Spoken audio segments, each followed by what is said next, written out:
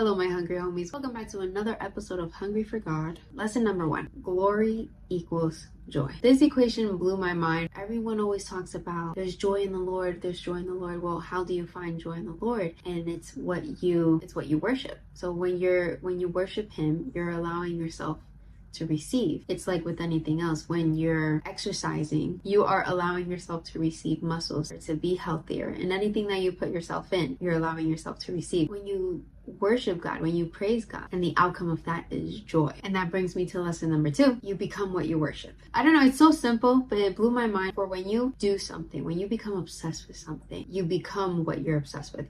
You become what you eat, right? So when you eat junk food, you become sluggish, you become unhealthy. It's an idol on your altar that you're not even realizing. When you worship Christ, you become Christ. He knows you're not perfect, so it's a journey to becoming like Christ. Number 3, when you find your identity in Christ, no one's opinion can have power over you. This one's great for artists like me. There's always someone there to critique on how you should do things, how your work should look like, or what you should do in life. When you reflect on God, he becomes your reflection, and you depend on what he thinks about you. If you really focus on where your identity comes from or lies in, no one can really hurt you. When you depend on God's truth and you focus on his truth about you, what anyone has to say about you does not matter. Lesson number 4. God is not angry with you for being honest with him. There are times where you think you have to turn away from him because you can't be real with God. And when I did that in quotes, because there are times where I cursed under my breath. I was so angry where I'm like, I'll be real. I went, what the F? And the Lord spoke to me. The Lord was still able to speak to me through my frustration because I'm taking him through my frustration. God is gonna help you go through it. He's not gonna leave you alone, but you have to be real with him. You have to be honest with him. If you're not gonna allow God to go through the emotion you have, you're not gonna go through it, you're gonna sit on it, you're gonna dwell on it instead of dwelling in him, and you're gonna become your emotion instead of coming like Christ.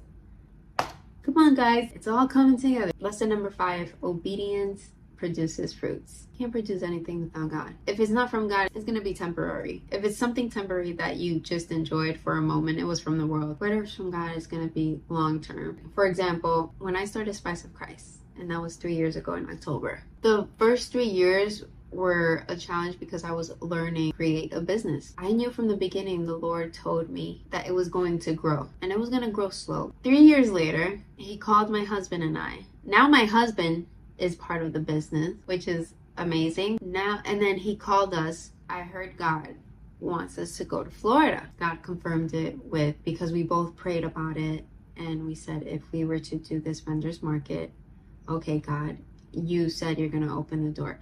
And as soon as I submitted the application for the vendor's market, God said, you're already in it. And I was like, for real? Like, is that just me positive thinking? Then I think a couple days later went by, and we got the email, congratulations. And immediately we said, all right, let's pack up, let's go. And here we are, Spice of Christ, blooming. And good news, I was going to do this in another vlog, but good news, we have paid the whole investment for the vendors market. 3 vendors market later, all paid off, and we're still growing. Now we're preparing for our 4th vendors market and our 5th vendors market. Can we say glory to God? Can we get amen? Obedience produces fruits, all right? And that's lesson number 5. We're up to lesson number 6, consistency over perfection. This journal, it's sketch. I believe it's from 5 and Below. Just a sketch. On top of it, I wrote Disciple Diary. Hopefully you can still hear my voice. I'm going to speak probably a little louder. I've been, since day 1, August 24th, 2025. I started a Sunday at 10:48 p.m. I am now up to day 66, October 29, 2025, Wednesday. And this was Wednesday, 12:33 a.m. I've been writing every single day. Y'all need to look at this. Cause somebody look at this.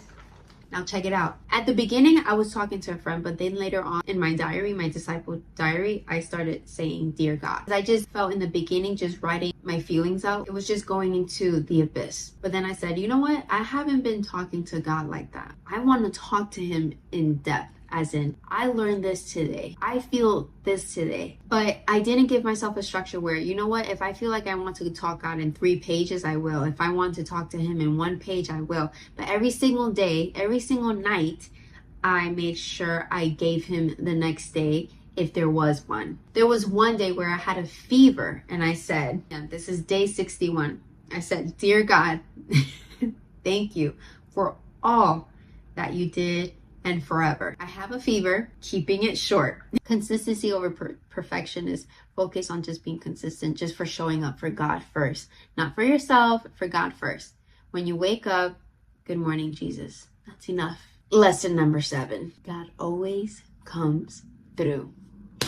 For our second vendors market, we had been accepted to the 10 by 10 tent. We ordered it a little too late. Thank God for 2-day shipping for Amazon. It said it was going to arrive from 1 to 4 p.m. And the market started at, well, we needed to set up from 2 o'clock to 4 p.m. So we said if it doesn't show up at 1:30 p.m., we leave, we buy a tent real quick in Costco or in Walmart. We're right in the car and I get a notification. See your package 10 stops away. We were able to see where it was on the map. We chased that van down. When we caught up to him, we said, hey, so we ordered 10. This is our code. He beep. And right there, it was that last moment where God really showed up because we needed that tent. We got that tent. We put it in the trunk. We went straight to the vendors market. We didn't need to go to Walmart. We didn't need to go to Costco. He always gives us hope because there still needs transformation,